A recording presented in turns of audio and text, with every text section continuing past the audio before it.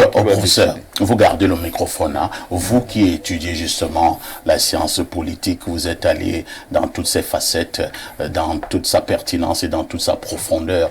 Vous qui avez étudié le système BIA, si l'occasion vous était également donnée de lui prodiguer, entre guillemets, un conseil par rapport à l'élection présidentielle à venir, que lui direz-vous?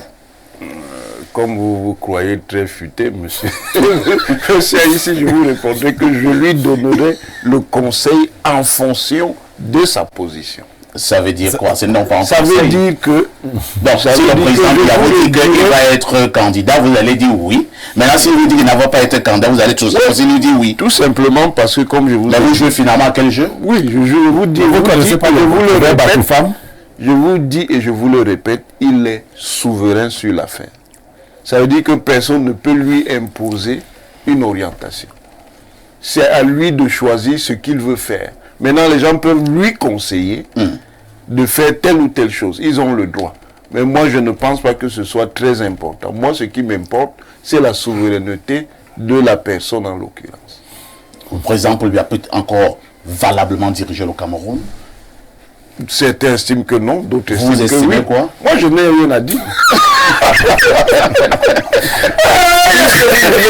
Je n'ai rien à dire. Tout simplement parce que, encore une fois, ça revient à la souveraineté. Si je lui dis non et qu'il dit oui, il va vous punir. Si vous lui dites non.